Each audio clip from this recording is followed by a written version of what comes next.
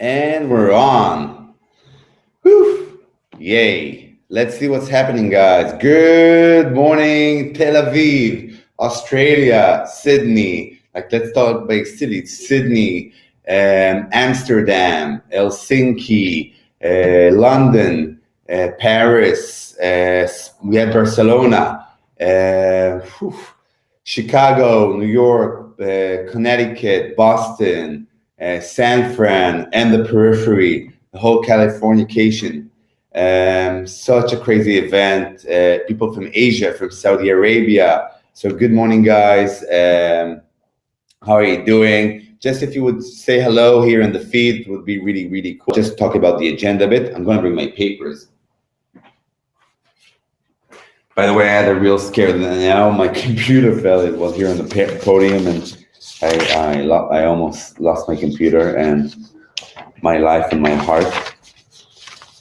So great. So I'm giving a keynote masterclass to give you, people come and join our workshops, and I would love you guys to come and do our full workshops. And I think it's really something that will give you a lot of inspiration. But more than that, every workshop we create, usually we create a group that people can continue and communicate. And the thing about building communities, that even we talk many times, people don't like these conferences because it's very intuitive and things come again and again. But I think that if you're a real community pro and you really want to understand communities, you have to hear more and more stories for two reasons. First of all, every story embeds a different inspiring idea, inspiring way to doing things, a different obstacle, sometimes a different challenge that you can maybe think about in a different way or solve in a different way, or maybe think that hacks can shorten your way, like we had yesterday with John Bacon. And the second thing, it's a muscle. Building and managing community is a muscle. And I want to add a bonus thing, that building and managing community is something you do from your soul, and it's really hard. It's hard and energizing. Like the summit, I've been working every day, 13 hours on my feet, straight speaking and interacting with people. But because I do what I love, I'm interacted and engaged. And I believe that community management is the ability to have and build yourself this whole range of skills. And even though community management itself might have a lot of similarities, to be a good community manager, you have to be somebody that really understands branding. You have to understand people, be a good HR, cultivate your following, recruit members, recruit power members. So there's a lot of HR into it, and sales, of course, because you have to convince that your community is the best and make people join. By the way, and it needs to be smart sales. It shouldn't be like pushing to people. You should have a way that you have a right onboarding or the right pitch that people join on their own. But before we do all that, you want to have the right foundations. You want to have that you checked all the boxes that you need to do by building the community, and how do you do the community. And we're going to talk today in my masterclass about that foundations that we distilled regarding building communities. We only have an hour and a half, so it's not the full workshop. I'm just going to put some main pointers, and I would love to continue the discussion afterwards. You can join YCP, Young Community Professionals. Talia and I will send in the end of the summit to everyone who wants to join a registration form to Community Pros. And maybe by the end of the session, we'll send something to all the people here in direct messages, and that we're part of the session. And that way we can continue to talk about it. And the idea is to continue and grow and create a lot of community pros, because it's the chicken and the egg. We feel that the market is ready for more community builders. But even when they take people like me and Brian Oblinger, that was 15 years in the industry or 17 years, and now he's a freelance again, we can do consulting and take them only so far, but we don't manage the communities effectively. There's people that really want to grow in this field, or either love to be in the brick and mortar and really manage the community, or want to grow in the profession and want to start from the management itself of a community, and then grow into leadership and funding roles. And that's how it happens. And I think it's the most empowering position you can have, because you empower others and it empowers you back, and you learn all the time. You have so many skills you can never finish brushing up, and you always feel you're evolving. So in so many ways, and I think it's very rewarding, because even if your boss isn't rewarding you, in that time, you know, people see you and you get a following and you get to have a status, and usually it helps you also find other opportunities. And a community manager always becomes a super connector, somebody that has so much connection and so much social capital, which I think is the most important capital of today. Now, you know, governments are printing money and stuff like that, and you don't know what's going to be tomorrow, and suddenly the economy's bust. And we see the people that have a strong community and have a strong network, or the people who thrive or even survive if needed. But I'm against just surviving. If you need to survive for a while, that's great, but your goal should be always to thrive and grow. If you're fighting for survival, you're just treading water all the time and staying in the same place, and someday you'll be fed up. So survive, thrive, and that's what our network and our communities are there for, to help us thrive and grow more. And once we help grow others in our community, we quadruple and exponentially grow our social currency that we gave out, and people then, you know, when we'll need them, not everyone, but the people who will help you back will create that cycle and spiral of reciprocity, and you want to really invest in that. So here I see we're totally growing with people in the workshop. So without any further ado, we're going to review the main parts. Let's see if I can move the slides from here. I saw we had this feature, but we don't. So I'm going to move back and forth to the presentation.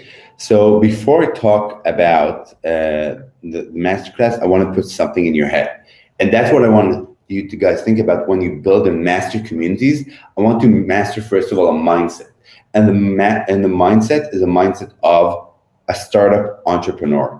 And once you think as a startup entrepreneur, your building your community will be totally different, because most community builders and creators, as we heard in different talks in the last 2 days, do it usually in a very intuitive way and just do it for fun. And that's great. But you really want to have something that's growing all the time and really has a sustainable model, a sustainable business model, because it drains a lot of your time. And even if it's not for profit, and that's really okay, you want to have a model that helps you. If he was getting resources like moderators or helping people show your KPI and show you the value so people continue.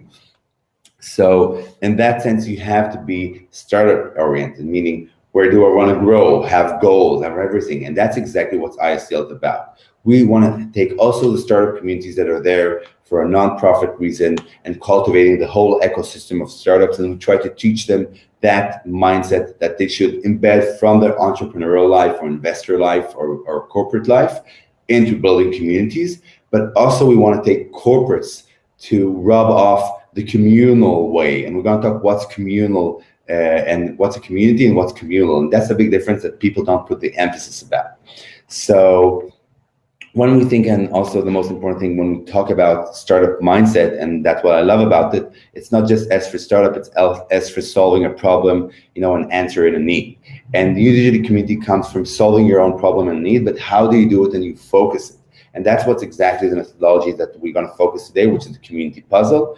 But before that, I want to give you just one of our services we do is research. But by the way, I have a trick about that when I do research, it's really like my dream job. When we do research for organizations, we grow, we become better.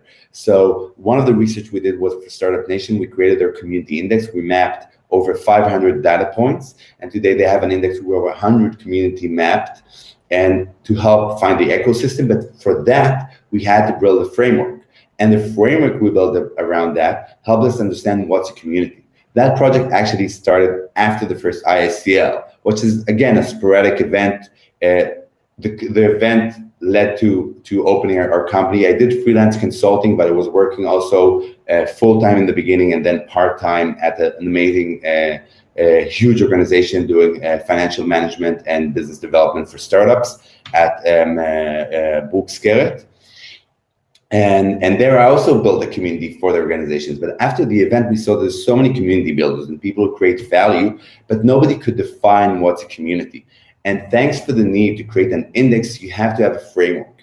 And in that framework, and that's what we're going to talk about later, we understood how to explain what's a community. And the thing, then the trick is that we found that you can't define community in one level. You have to break it down to 2 parts. And we're going to talk about these parts that will, I think, help you guys put something that creates order in your head when you build a community into a two-stage solution. But also we're going to talk about the full thing, that how we train people. We do it with EAT, with the ecosystem tools when we train ecosystem builders. We're going to talk about our methodology, and I'm going to give a high-level view of it in a second, of how we work with different organizations. It doesn't matter if it's a for-profit, if it's a non-profit, if it's a small, medium business, if it's a large organization, the flow is more or less the same, okay?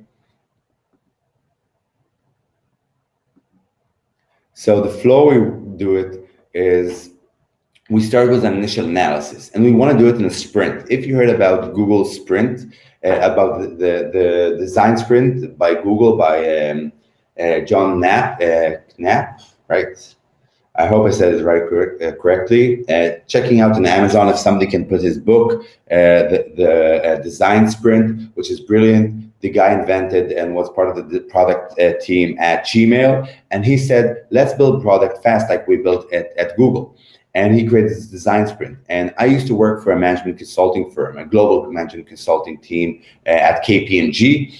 And there, every work we did would take 3-4 months. It would be such a big deal, that you should pay so much money. And the thing is, with every consulting work you do, in the end, reality changes everything. And with communities, even more so, because with community, you have to cultivate people, and you want to open it for them to participate.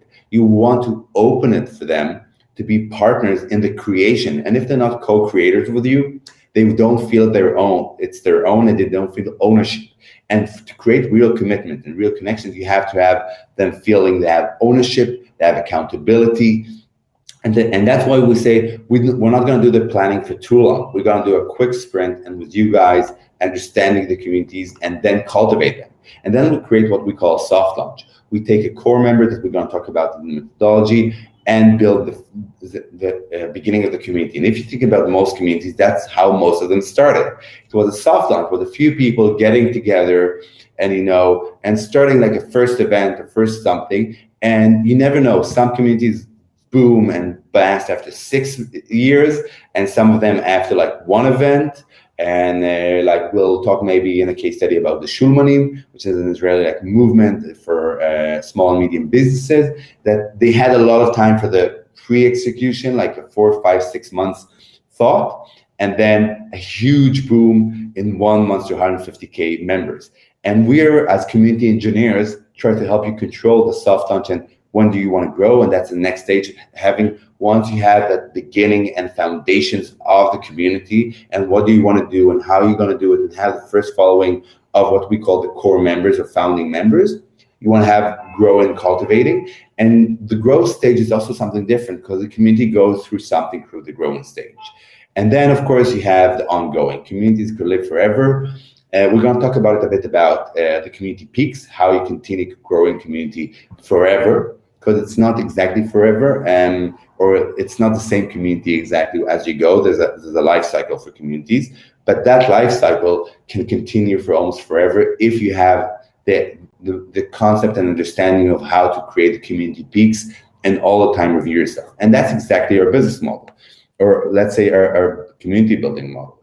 And we did with many different companies. We did with nonprofits like Ma'of, which is like the Israel National Agency for small and medium businesses. And we built communities for businesses under fire around the Gaza Strip, and businesses and a community for female founders of small businesses in the periphery in the south of Israel and the Negev. We did it for amazing startup like FitHood, which is creating an online and offline co-training spaces for trainers and empowering trainers. And we did a whole very innovative business model with them, and then cultivated and built their communities.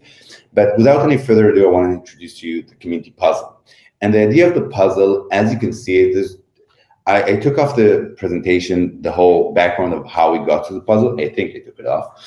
But the idea that we have 6 core parts: the understanding what's your purpose, cultivating the founding members, building the right experience, then building the spaces, which is something that can be a whole 3-day about choosing the technology and space and stuff. But as we said before, and somebody asked me in one of our sessions, I think it was Monica, that most of the communities, and many of them, are more about the cultivation, but still you still want to have a perfect space. Once you chose a space, it's not that a big deal. The space you want to cultivate, and you want to really work on that space to be the right space. And it's not, when we talk about spaces, a space is not just space itself. It's how you get into it, how you leave the space, and there's a whole discussion around it, and we'll touch it in a few pointers.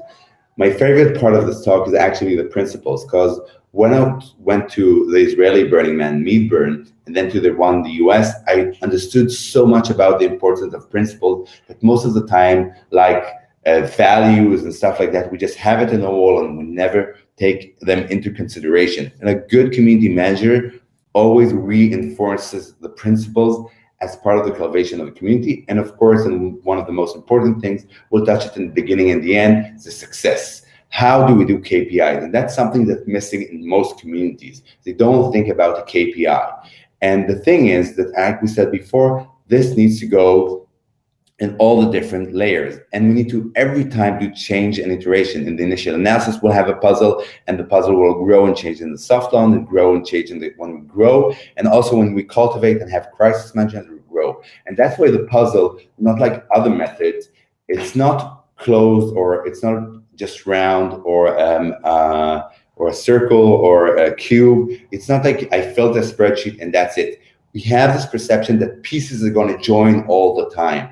A community should be always evolving, and an organization too, but a community is even more. And we always have space, and we have like DNA strips. We have place for another part and members of the community to join and add their own piece and make it their own. And that's the beauty about a community puzzle, that every new piece in the puzzle, every new member should feel significant. Every new member should be able to put his input about the purpose, and maybe join the founding member team, and maybe enhance or change or alter or enhance in some way the experience. Maybe they can add spaces. Maybe they can, talk about the principles, or be part of the people that cultivate the principles. And of course, success, new KPIs, new ways of measuring, new ways of maybe overseeing the success, and maybe being part of the success.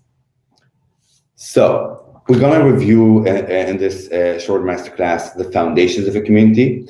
We're going to talk a bit about community building methodologies. That I took some of it out to keep, and we're going to focus on the startup community, but we're going to talk about different methodologies that we created, like the utility model, which is, I think, a very important model that we cracked and instead of seeing hundreds of communities. Okay, and we're going to start for you guys a short community puzzle sprint. We won't have time to do it really, or time for you guys to answer and cultivate, but maybe in every part of the puzzle, I'll just try to add someone to the workshop and ask you guys to maybe tell us about your part of the puzzle and what you did in that part. So get ready to ask questions in the feed, raise your hand, and move forward with that. Okay, so let's talk a bit about community fundamentals. But before I move forward, I want to see if we have any questions. We have a lot of people. I just want to see that you're with me. If you guys can just say hi and how are you doing. Okay, great. Hearts is good as well. Comments in the feed are better. Great. Hey, Nikki, thank you. Nikki from Mass Challenge. Aviva, the new community queen. Great. Carol, we're missing you so much. We have so many Brazilians now on our team, and she's doing also, Carol can talk about how she started with our community and was inspired in our workshops, now building an amazing Brazilian Olim in Israel. Elishev Adgani, great. Hey guys, great. So now that I feel that you're with me, I can move forward. Thank you for that. And by the way, Ruth or somebody from the team, if you can bring me a bottle of water, that would be really helpful, because I'm really feeling my throat starting to get very dry. Are you listening? She's looking at me, but not listening. Okay. Great. Anyway, as we move forward,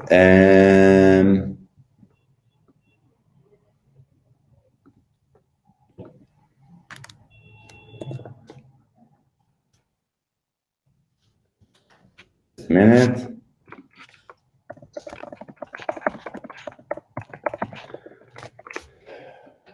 Great. So when we talk about community, many times most of the people, they come and say, oh, communities are people with a common ground or something like that. And Carol already knows its fundamentals, and people who were in their workshop, but understanding this is like having your mindset. It seems something very simple, but it changed the whole way things come through you. And since we can't be always with you, the main thing you have to change is the way your brain works like a processor and how it processes information. And when you see community, you shouldn't just think on a very high level of a common ground. You should understand that every community needs a common space and facilitation. And these are the foundations. And what is important for that is to create the first level of understanding what is a community. A community, first of all, has these three foundations. And you have to have them, and you have to cultivate them. A common ground, a common space, and facilitation. And many communities have those, or even things that are not communities, like networks and stuff like that. But what differs a community from other community, or what we call a community from a communal community? Okay, so in a communal community, we say that the community reaches 5 types of peaks. So the first peak is PLM. Who here in the crowd wants to guess what does PLM stand for? What does PLM mean? What's the first peak you want to create when you start cultivating members of your community? What usually draws people, and what kind of sense brings people to feel more communal? Exactly. Learn from us. Great. So people like me. Exactly. Okay, that's exactly the DNA. Thank you, Sheila. Thank you, Carol. Okay, and that's exactly like me, because people want to feel with like-minded people, because like-minded people lead you to the next level of communication. It creates trust. It creates trust that also you will understand me, that you will understand the context within I'm talking. And all that starts the first part of building trust. And trust is the whole and we talk about it very in-depth in our workshops and work about building how you build trust in your community. But there's actually an equation for building online trust. Trust, and I think it's an equation for any kind of trust, but online is even more important, because in real life, it's something that we used to in our social life. But online, we miss a lot of stuff. So I'm going to give you the equation. First of all, you want to have credentials. Great, thank you so much. You want to have credentials. The second part, you want to have building your reputation and doing it again and again and again. And the more you're repetitive, the more people can say, okay, I see he's doing it again and I can trust him. But the magic sauce of building community is actually, or building trust more so, is actually cultivating intimacy. And that's what you see when communities have a real jump. It's usually when you have suddenly a meetup or a meeting or a Zooming or a conference or something like that. And you need to think as community managers, and I'm sure you do it all the time, how do you create intimacy? But the negative part of the trust equation, and we divide everything by, we call it self-orientation of self-interest. And if you notice, many community managers, by intuition or sometimes by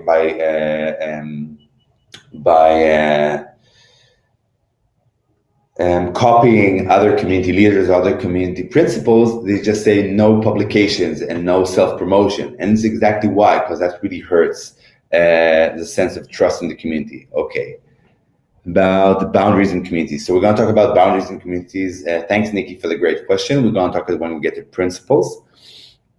And again, sharing. What's the difference between sharing and reciprocity? First of all, who knows what reciprocity is, because it's like a big word in English. But what's the difference, do you think, between sharing and reciprocity?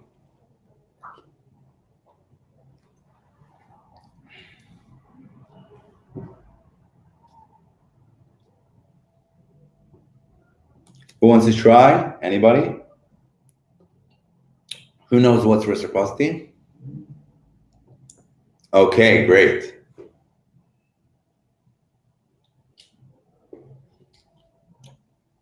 So I love that, Nikki, that sharing has so many meanings.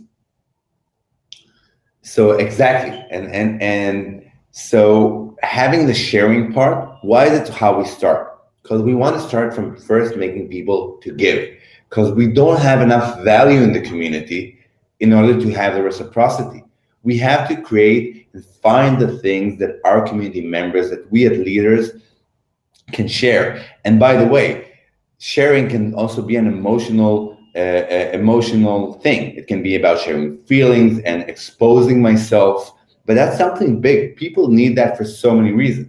They need that for insights. They need sharing for empathy. They need sharing for inspiration. They need sharing to build that intimacy. They need sharing for so many things. And even though we know we want to share, sometimes we push sharing and we want to see engagement, but we do it in such a way that even if people share or push, the sharing isn't authentic. The sharing is something that's very, very synthetic. And it's not that you can't fake it until you make it. I actually love the idea of trying to do things that are a bit, fake it until you make it. But it should be the right kind of sharing. You should cultivate the right kind of sharing and make sure that the sharing really creates all of the above. Real value for your community members, real intimacy between your community members, real trust and authenticity. And when I say fake it until you make it, it can be in one of the groups that I did for one of the organizations I worked for, I took, because it was a community of executives, a very high level executives from Brooks-Garrett, and for them writing posts was really hard. So I made them write the posts about themselves, and they were really shy or didn't feel correct to write these stuff about themselves. And I wrote it as if I'm telling it, which was pretty much the truth, because I really believed and I had conversations about them, but they helped them write it. I cultivated something that wasn't very authentic in them, which is telling about themselves. And I created this space of sharing. And slowly more and more people like to share or like to communicate with me, and I needed less energy to make them share. But the next stage that happened is reciprocity. People started sharing.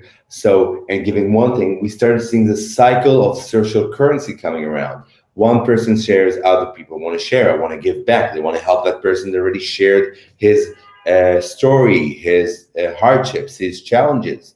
And that's the fourth part. And the fifth part is what actually creates the long living and the ongoing value creation, but more so the ability to continue to have a thriving community. Because many times after a while, one value isn't enough. And I say more than that. When you think about communities, I want you to think about apps. You guys have 60 to 90 apps on your phone, at least, okay? Communities, you have 100 to 400 communities in your Facebook, if you're a Facebook member, and usually you have a lot of groups on WhatsApp or on Slack, and you're not in most of them. You'll go to the ones that are most meaningful, that you have the most value and the most layers of value for, or have the biggest amount of value and the most important. So you want to create a community that has a lot of layers and a lot of types of value. But why do you guys think this is the last thing you want to do? And what's the, let's call it, biggest challenge or trick, or it's not trick, I think the best word for it would be danger, by creating layers of value. So what's the danger? I'll try to rephrase it and do it in short. What's the dangers of creating a lot of layers of value?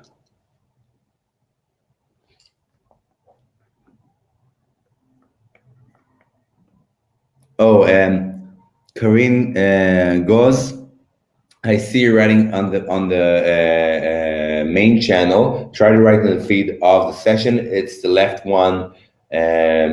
Great. Okay, so the question is, why do we leave building layers of value for the organization, for the community as the last part? And what's the biggest danger about creating layers of value?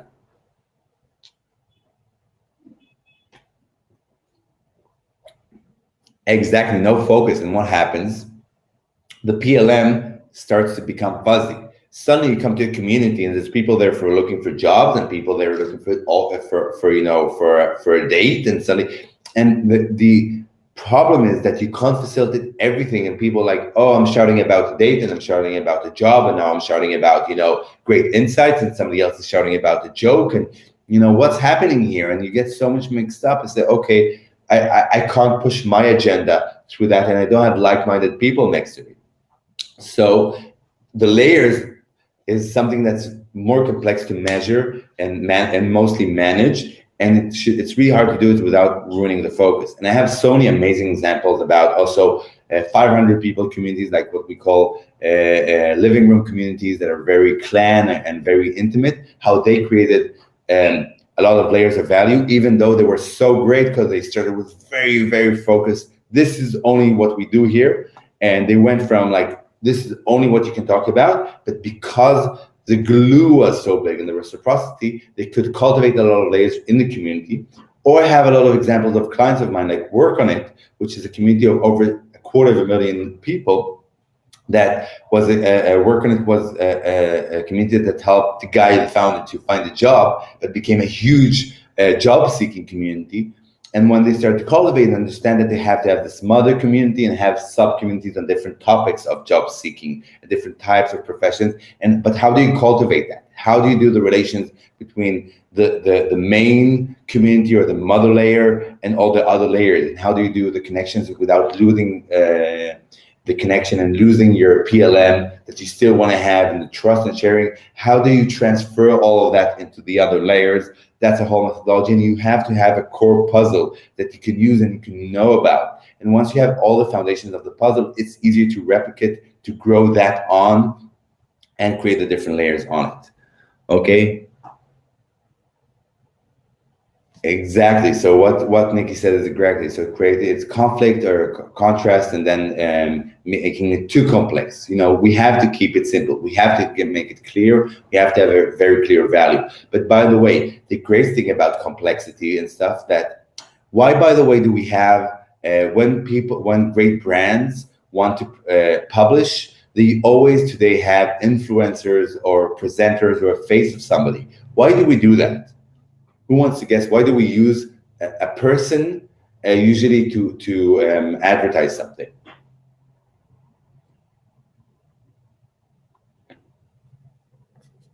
Why can't we have our values on? Why can't we say something and just explain it in one word or two words? The hint is already in my question. So the thing is, when you say brave, and you know, many brands try to say, "Ah, we're brave, we're new, we're happy, we're this," and it's so hard to say so many words. And I had the same issue when I was working for a brand called WeWork. Like, I had to all the time explain to people, what does WeWork give? It's a design space. When we started WeWork, we were, you know, just a year in Israel. People didn't know the brand. Globally, it was talked about, but not so much. And we had to explain it's a design space, and the values, you know, the flexibility, and the values, the community, and blah, blah, blah, blah, blah. And I had to do a whole pitch about all the layers of value. But because we cultivated such a good brand with values, and it was very clear, and within the community that we managed, we did something that was very clear. Today, you just come and say, oh, like if there's another co-working space, oh, you're like a WeWork. And suddenly they get all the layers of value in one. And that's great communities. Great communities are communities that started with one value, cultivated a following around it, and suddenly all the values are very clear, and all the layers, you know that you can go there and you can get different amounts of layers, different values you can get, and you just need to choose out of the layers, and you know you want to go there because you get all the layers, okay? And that's what, when we talk about the growth, in that stage, you're already cultivating places that people can come because they want to have, again, different layers, and you can bring more and more people and have that kind of growth into different layers or different sub-communities that we're going to talk about that later. So let's move forward. Okay, the next thing that I want to talk about is from rational to irrational, but also about fun. We understood there are three parts of the value, three types of value that you get in a community. The first is rational. And why I say first, because the biggest mistake I feel that many community leaders try to do and publish out, or it's not usually the community leaders, it's more about the first followers in a community. They try to pitch, you know, it's an amazing community, and we have the, you know, I feel belonging there, and I have emotional support and fulfillment and stuff like that. But when you try to pitch it in scale, people don't really get it, and it sounds cliche, and people need to really feel and be within a community, to feel communal in that sense of belonging. And usually 99% of the times people join for very rational reasons. They look for information. So, oh, here's a community about, how to do breastfeeding. I want to be here to understand about breastfeeding. Only later on you cultivate a sense of emotional support. Only then you say, okay, I'm part of this belonging of these women that need to get back to work, and all these issues and self-esteem that grows again and again. Sometimes you come because you, like Mama Zone, you say, okay, this is a community where I can get coupons as a young mother, for discounts. So I want to go and join the community because there's resources. But then if you want to keep people in the community, you have to cultivate the emotions. Connections. Many times you come to a network committee, okay, here we're going to meet a lot of people. But great community leaders cultivate intimacy, fulfillment, insights that are really important for them, emotional support through a process of finding a job, not just having jobs posted in the community, but really supporting them.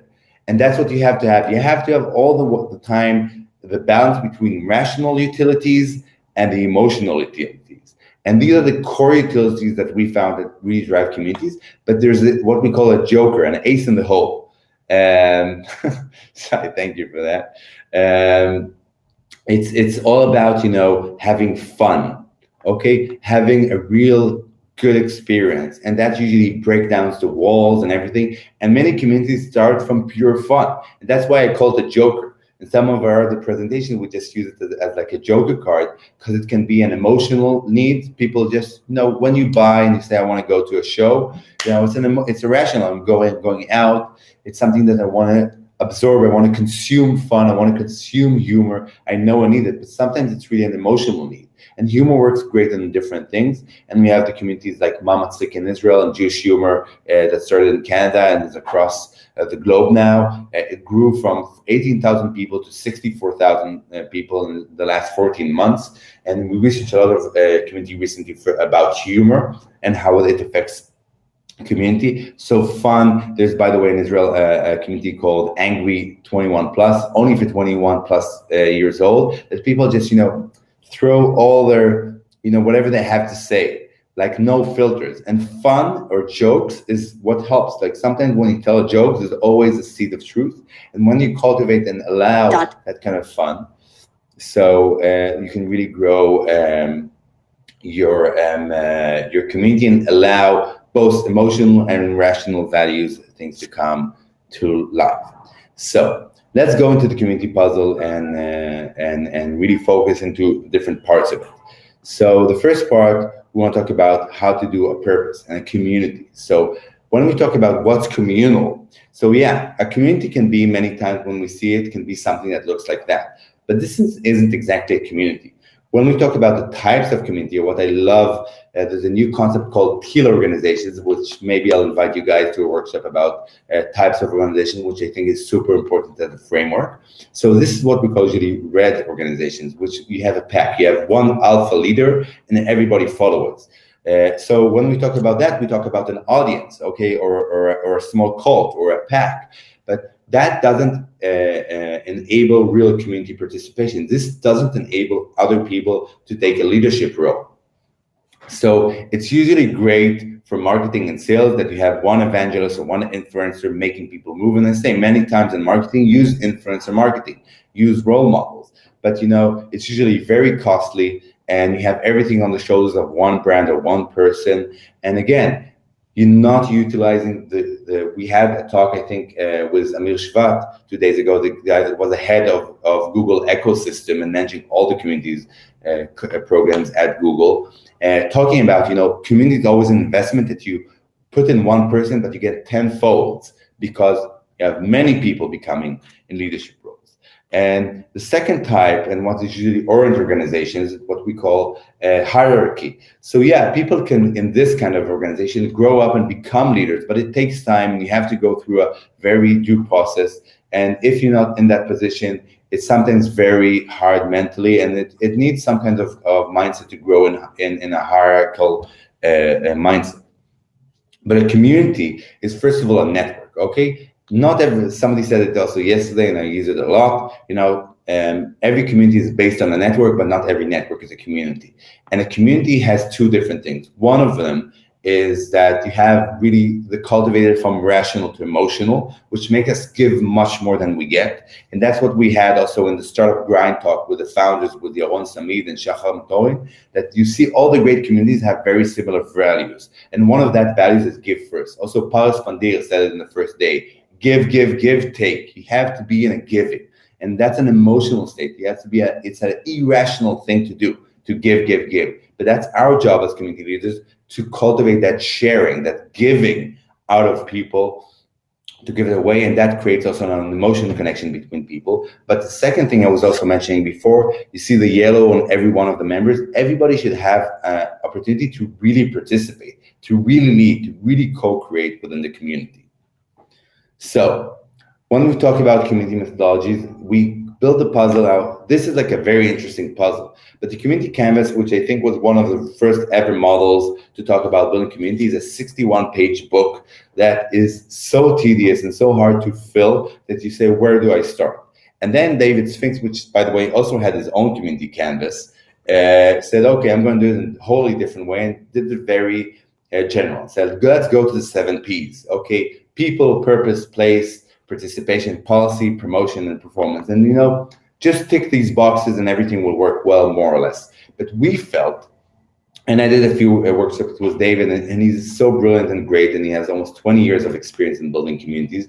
But I said, I need something in the middle. I need something with structure, in some kind of structure, but it's still not too many parts, not too many things that I can do. And also, instead of doing all the 17 parts, if I do the same parts again and again and again, at every stage I need to go only through 6 building blocks, it's more likely I'll have a very strong community building muscle and do it again and again and repetitively. But every repetition, I do it better and better and better, and I help cultivate better communities and better layers of the community. But layers of community, by the way, is a whole different talk about engagement and communities and building engagement communities. We'll touch about a few insights about that later. Another interesting methodologies that I want to share with you, which is like for a second, because it's a masterclass and I want to give you about that, is we understood the 3 types of cultivating communities. We have cultivated communities, which are the communities that are with the organization, and these are the communities that love cultivating the most, that we have the enablement of bring people that are our customers, that are followers, that are potential talent, and make them feel they're part of the organizations. And we do it by letting our team members, do things with our customers. Really do, like in the Google methodology of HR, they have 70, 20, 10, and 20 and 10% of your time you should do things for that you're interested in helping others. So in that 20%, helping others can be in your organization, but can be also helping others outside the organization, and helping the customers and helping the followers, or helping the idea that the people will give you product feedback. And that's a great way to think about communities, about how do you create communities that, simmer between the organization and external organization. And then you create this thing that really dissolves this barrier between I'm the company and you're the customer, and we have always a give and take, or a very clear sum-zero relationship. You pay, I give you a product and stuff like that. So we want to create this thing that people that are customers are part of the organization, but also our internal talent is so embedded and loves and is connected to our customers, understands our customers, understands our followers, understands the people who really care about our product, even if they're not customers yet. The second biggest issue that we have today in the world is also internal communities. We want to cultivate people because we understood that you can't say anymore that your company is your family. It's just not. Your family isn't something that you're there for 2 years, and the average person stays in the company for 2 years. So yeah, great. It's your clan, it's your tribe, it's a place you want to be with, it's a place you want to be related for the time you're there. But it should be part of your identity, but not exactly in a family, and that's why you want to cultivate. Let's call it temporary communities, and don't impose being a family and impose values, but impose shared, like people like me, that we have those values that or principles that we're going to touch later that we want to work by, and that's great, and that's something that they can take later on. And then you can also cultivate alumni communities, which is exactly the former one of cultivating communities, people that are already outside the organization but have a foot in the organization. And the third one, which I love really when I recommend startups, is member-driven communities. When you want to create a great startup, And I have a whole lecture about it that I would love to give you if you're a entrepreneurial center or innovation hub for entrepreneurs, how to build a member-driven community. Because when you build a startup, you never have enough resources. And the biggest problem I see that CEOs, instead of working on the product and instead of working on connection with the customers and providing value to customers, are most of their time talking to investors. And my talk talks about the most important investor in your startup, which you can guess is your community. And your community can be the community of users, a community that's around your startup, because your first employees work usually for equity. And it's equity they believe in. They give you their time, their energy, and their trust. And you have to do that member-driven community. So it doesn't matter if it's a social venture or a real startup, for-profit venture, that's a member-driven community. It's usually a movement and growth. And you have to have a very clear core, very strong core to make it really explode. And that's the way you build a real startup, I think, today. Some startups like cybersecurity sometimes and stuff like that aren't, the model isn't relevant for them, but many times and almost every time you can find some way that the community, that a member-driven community can really drive your business or your social venture forward. Okay, so let's talk about community purpose. First of all, when we talk about communities, let's talk about communities who inspire you. And let's go, okay. We're gonna jump on the video. So, who wants to give us an example of a community that inspires them?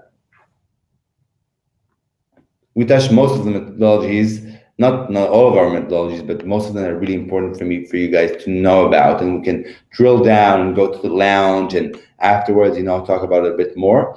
But give me, I don't know, Viva or Shai or Nikki or Karine, or Shani, give me an example of a community that inspires you. Mamatzrik. So we spoke about Mamatzrik. Great. So, and it sounds stupid. Fun is a purpose, but yeah, we said it before. Fun is such a strong thing we need because it touches us in so many levels. Hashavot of Tel Aviv. So Hashavot is another great example because the purpose there is to really make, like they talk about the girls that are like really valuable, the valuable girls of Tel Aviv, which by the way created that exact brand that duplicated itself to different cities around Israel.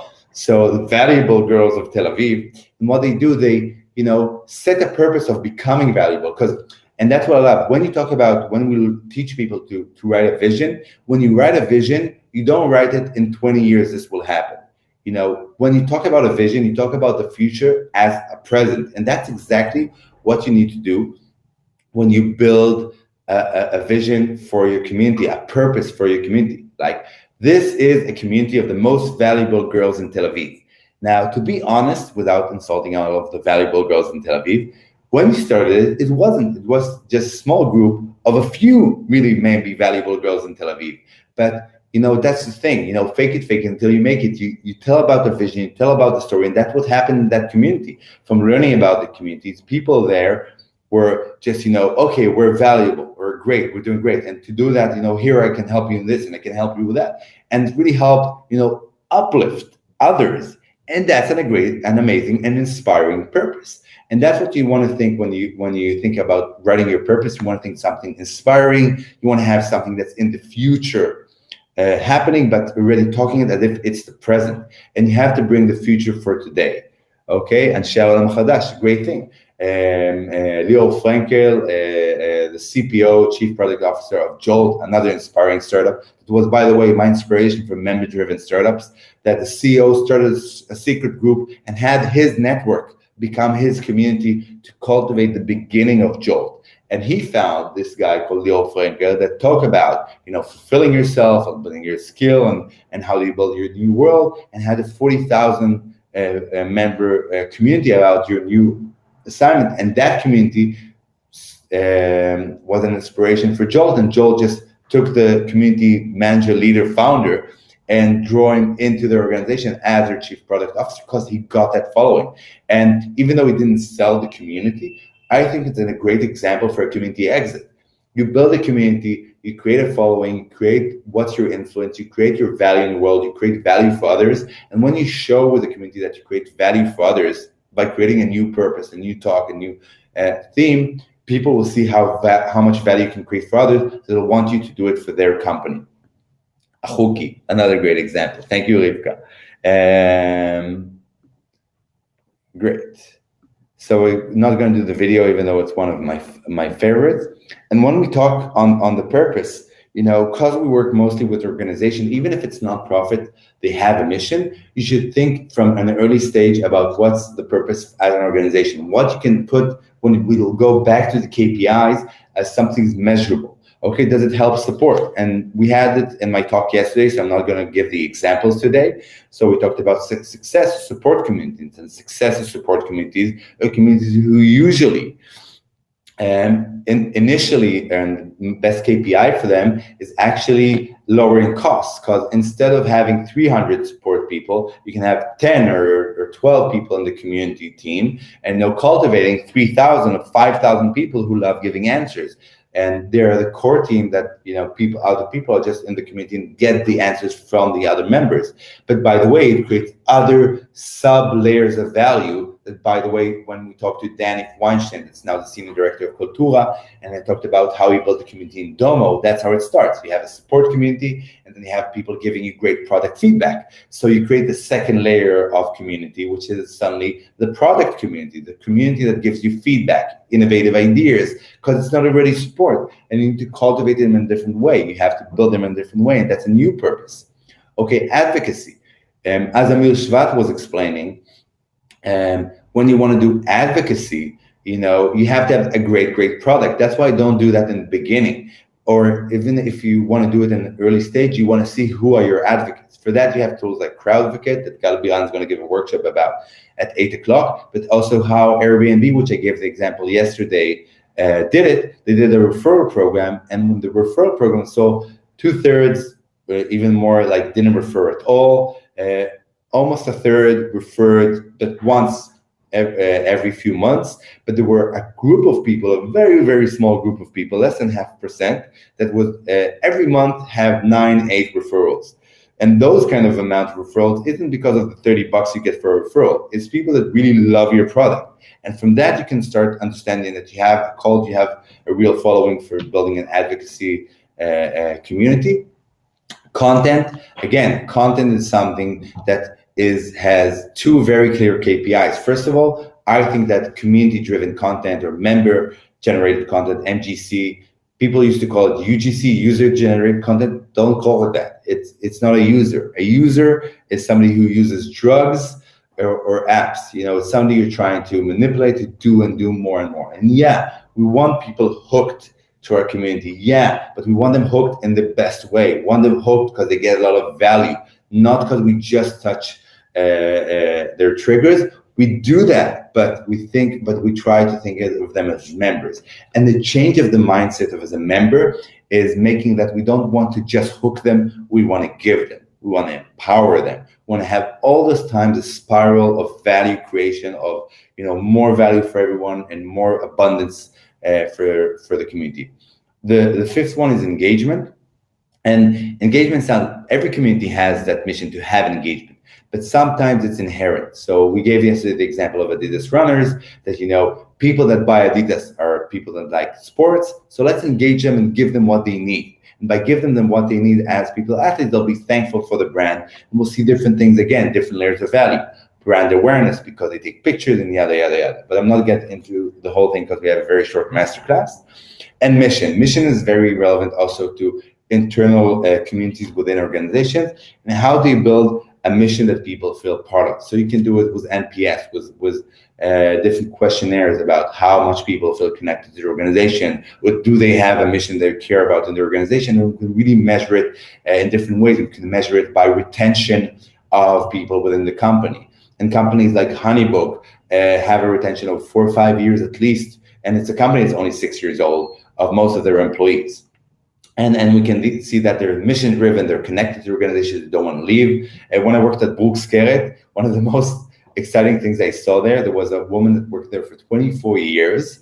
and her daughter just joined the company. So that's a company that's really feels that there's a real family. And there the mission doesn't have to be, to help the customer. The mission or what you felt in Volkswagen is the employees are really part of a family and they're taken care of, okay? And your success and your well-being is something that's important for us. And there's different missions we can talk about, but we can't do all the purposes. And I want you now, well, I'll give you 2 minutes and I'll take a breather. Can you articulate your purpose? Can you write here in the feed what's your community purpose or what the community you're inspired of that we talked before, and can you try and define their purpose in one sentence? So we'll give a minute for that and we'll move forward.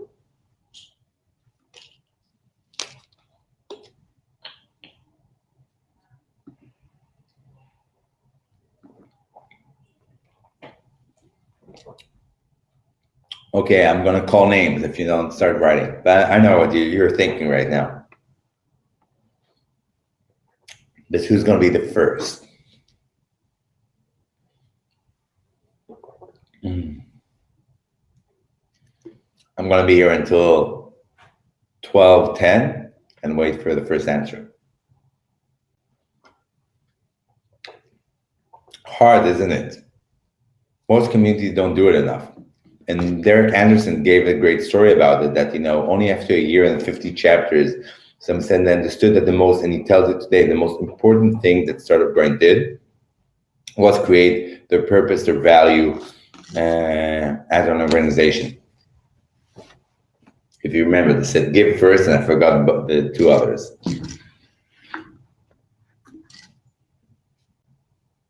Okay, anyone?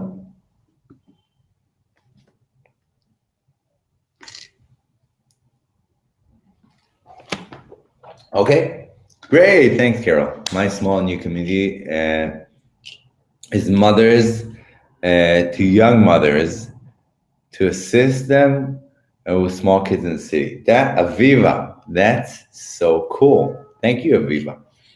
So that's a good purpose. The thing is it clear enough? Is it catchy enough? Is people get it?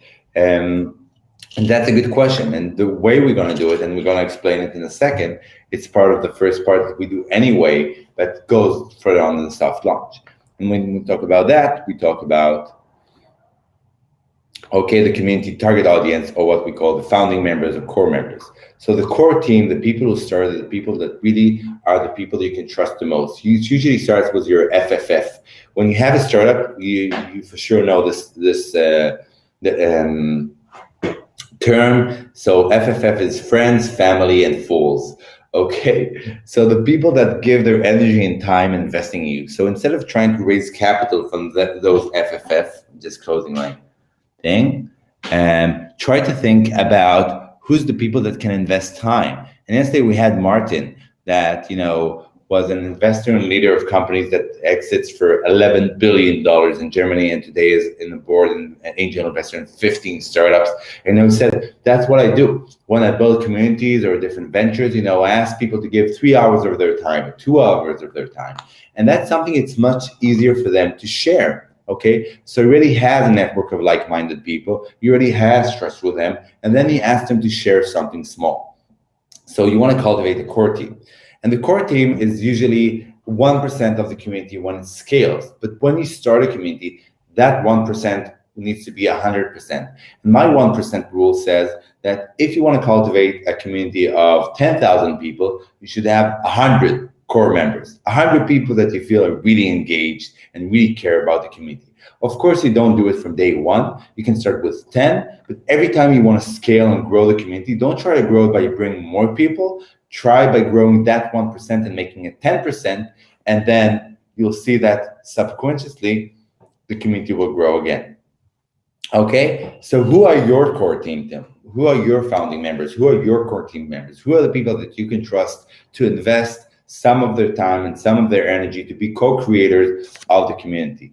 Nikki, by the way, do you have examples? He's in purpose, amazing. The purpose of the alumni community. And Nikki, if you can call Sharon, she needs your alumni community. And she doesn't need it, but it's cool if they connect to that. So yeah, totally. So it's a great purpose what you guys doing with the resources you need and succeed, and that's great. But the question is, Nikki, did you cultivate your core team? Do you have a core team of members? Can you name and how many alumni do you have in Israel Mass Challenge? And how many people do you want active in the community? And if you have, let's say, 50 startups a year and you had about 4 classes, I'm guessing, more or less of courses, so you have more or less at least 300, 400 alumni. I'm guessing. At least I'm sure it's much more. Let's say 500. So you have to have at least 5, 6 core members, to do that in order to really have a strong alumni community. And that's like a minimum. I would even go for 10 because you want to have a real engaged. And by the way, the more, it's funny because we call it the 1%, but the more the 1% is a bigger percentage, the more engaged the rest of the community. And it's totally fine. It's even great if you have a community that your core team is 10% of the community, because then the community will be much more engaged, much more valuable. And by the way, the amount of layers you can have is according to your 1%. If you have like a 10%, 1%, so usually you can create sometimes 10 layers within the community. Okay, in the community, and say 2-0 active in events regularly, probably 5. Okay, real leaders. And the question is, how are real leaders and how much do they do? And we want to see more of those. And a strong community like, and by the way, it's also about critical mass. Even though it's a 1%, 2 people is not a crowd. Natasha said yesterday a great sentence: 3 of the crowd, 4 is the community. So at least you have to have 4 or 5 people in your core team meeting regularly, feeling part of it. And I have to say, I usually go to at least, I always say that the core team is between 8 to 15 people, because you have within the core team people, because they're usually volunteers, or people do it out of goodwill or really connection to your community. They sometimes, drop off or fall out, or, don't have time at this time of their lives. So you should cultivate between, at least in the beginning, 18 to 15 people. And then the largest scale, you start thinking about creating larger core teams and investing in core communities. And then they have a whole internal structure that we help organizations build of how to manage your core team.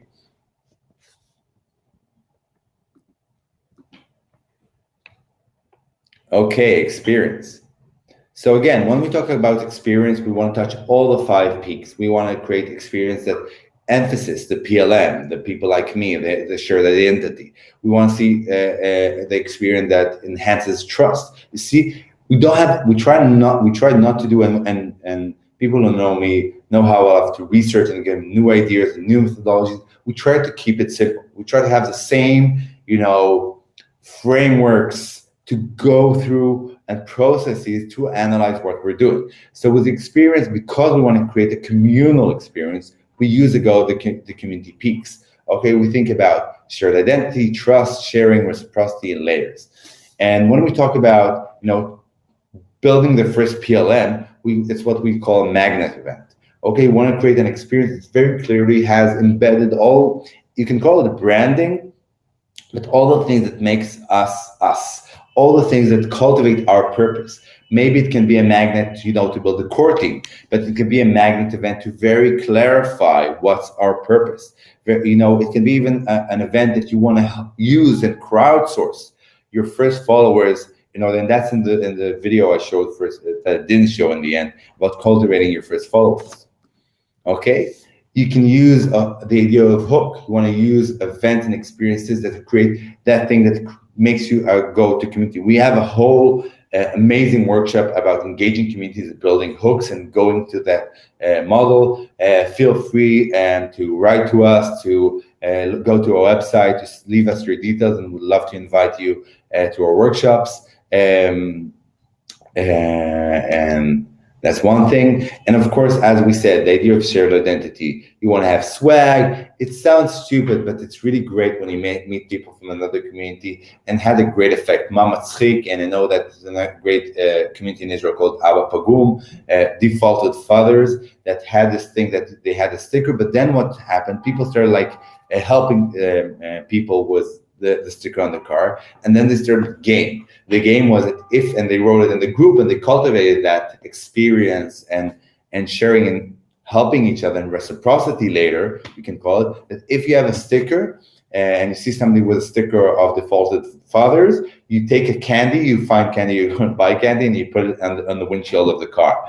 And think how much fun. It's such a small gesture, but it makes you so feel, and you start looking for other cars to do that.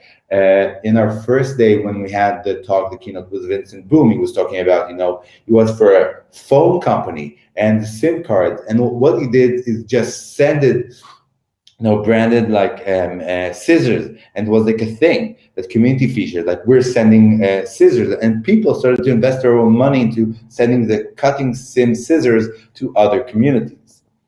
Okay, we want to have ceremonies, okay? Because when we ask, oh, I know I'm going to a happy hour. When I did the happy hour in Beersheba and WeWork, it wasn't a happy hour. I called it the community hour, and I created a very clear format and what we call today a ceremony, what's happening. That I ceremonialized, accepted the new members. Here are the new members. Here we are. Anybody has anything to add? And it wasn't just a happy hour of having food and fun.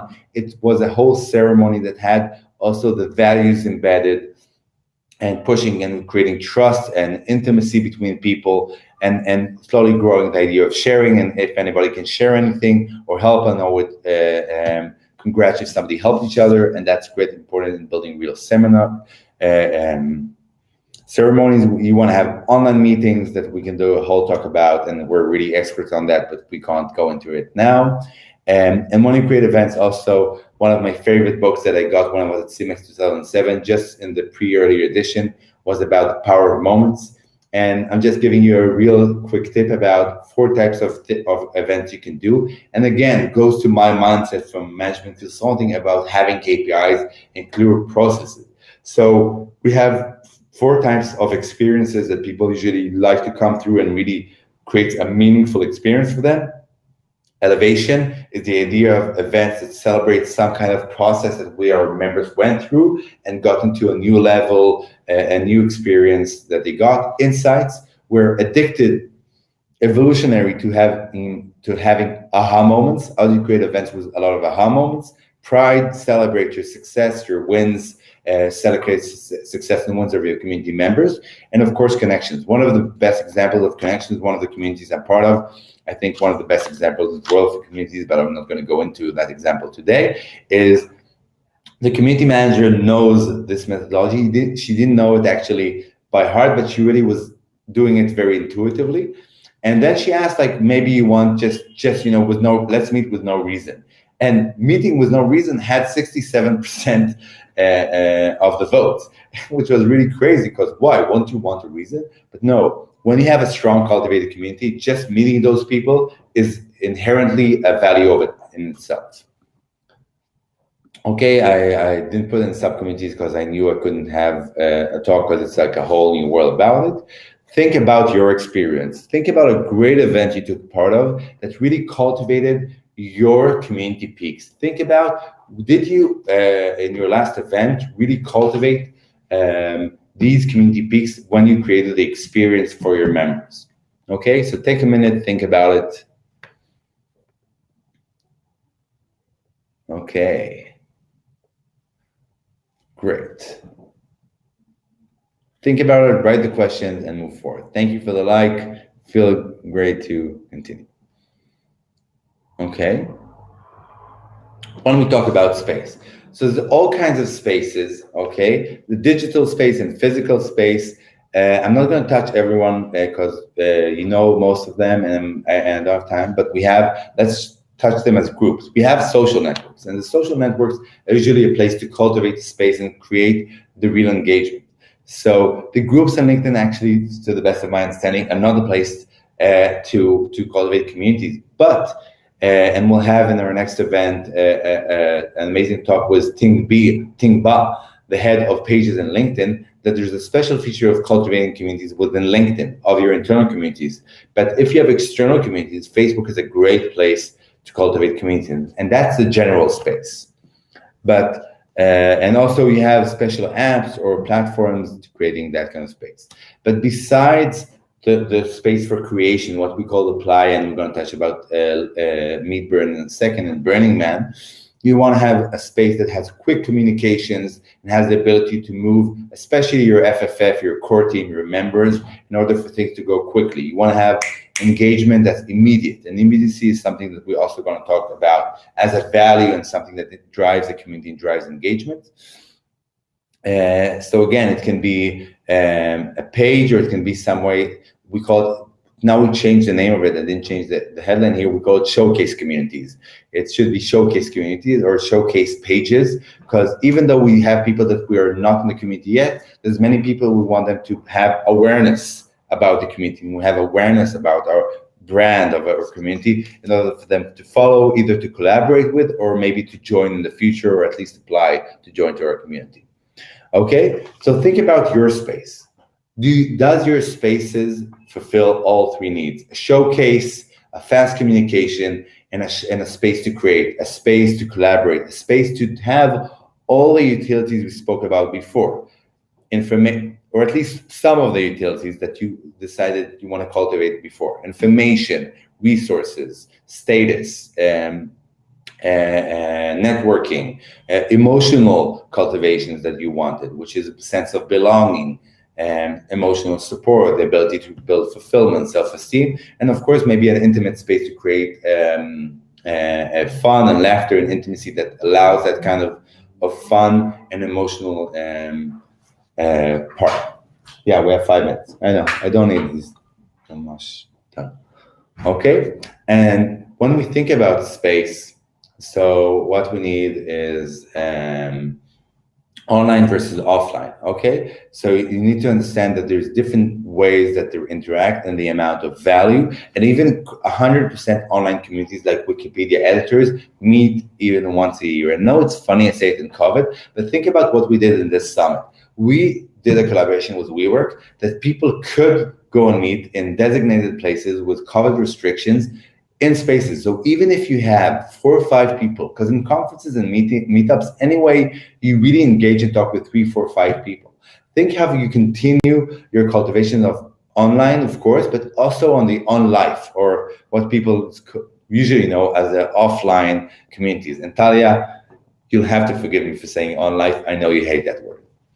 Okay, so when you talk about the space, the very important thing is how do you join us? And I don't have time to elaborate about that, but think, do you have a very clear onboarding process that really makes them understand who you are, what's the expectations, and really makes them being a valuable part of your community? And you should think, how do you leave? Okay, and when I think about how do you leave, there's also the question of why do you leave? So that leads me to the 5th part of the puzzle, which is principles. And when we think about principles, for me, it's the story of Burning Man, which cultivated, like most communities, something very intuitively that very quickly grow. Today, not today, because this year there wasn't the Burning Man, but you know, in the last Burning Man, there were almost 80,000 people in each event, and it started as a few hundred, tens of people in a beach in California. After 4 years, it became so many people, thousands of people. They kicked them off of Baker Beach and made them move into Nevada, into Black Rock City. But like Derek, for them, it took almost 20 years. They had to cultivate principles. And I think the principles of Burning Man is the principles that if you'll see every successful community, they use some or all of these principles. So radical inclusion. I'm not going to go into all of the principles, but think about radical inclusion. Anybody can come to Burning Man. It's not really true, but the idea of having that anybody can come as long as they are willing to drive all the way to Nevada, invest in building a camp, you know, preparing themselves for a week in the desert in really hard conditions. So you have to go through a lot of things. So anybody can be part of the community as long as it goes through all the things. And that really creates the PLM. That creates the first part that we all through all this ordeal in order to come here. We all need to build our camps. We have such a strong, you know, a shared experience that created that first part of the community, our shared common ground. That's great, and that's why I love the radical inclusion. So it's not everyone, even though when you have radical inclusion that everybody can be accepted, you have to have something that you have to create some very shared experience or common ground that you go through in order to be included within the community. Gifting, we say all the time, give, take, okay, a lot of giving. And that really creates that spiral effect. Decommodification, the idea of not selling stuff within the event. So I think communities should have some kind of sustainable business model, but usually you should try to control the commodification of your community. And you can go to a Gali and Commoditize and have that workshop and understand how to balance growing a real community and gifting and giving for free while also monetizing on a community. But that's the thing, the idea of decommodification. Don't like, okay, I created an event, I just gonna sell myself to the highest bidder and push as much as I can, and to first of all put my priorities and needs of my community first, okay? Self-reliance. Self-reliance creates and self-expression. The thing that we have, listen guys, this community won't happen if you guys won't create it. It's great there's gifting, but gifting doesn't mean I'm gonna and that's I think the biggest problem with people cultivating culture or community within a company by creating events and giving free stuff for the members of an organization. You have to create a sense of ownership and taking part within the event. And we'll have to do another workshop because I don't have enough time. And again, reinforcing the laws, the written and unwritten laws of the community. When you see people doing great stuff, remember to encourage your members, okay? So think about it. Do you have very clear principles? That's more about clear. Do you reinforce them all the time? How do you reinforce them? How do you do it publicly and when do you do it privately? Do you have real principles that are clear, not so generic like others? Do you have a way of process to go through principles? Okay, and that's a success, and I didn't have a lot of time, I know, so I didn't go deep to, but I really recommend you join us in different events or follow us to see different opportunities to talk about building KPIs. And today at 9:30, Brian's going to give a whole masterclass about creating ROI and KPIs, so you can go to just Brian's masterclass and talk about that with him. And the thing is, when you have a very clear KPI, it's very clear for one person to get the message, and the impact grows and grows and grows because everybody knows what to do, and it's very focused, and that creates a real big movement in KPIs. So think if you have KPIs, and if not, join Brian Oblinger's masterclass today at 9:30. And again, so purpose, founding members, a core team, experience, space, principle, and success. And that's it. Go and get ready and build those communities. Thank you so much. I was Mike Silberg. These are my details. And as I said, I went through the agenda before. If you're not sure, just go to the session and press the session that's relevant for you, and keep it in your calendar and enjoy the rest of the sessions. I have to be over and out. So thank you guys. It was such an amazing experience, and bye. Okay, Rivka, we'll talk about LinkedIn later. Bye.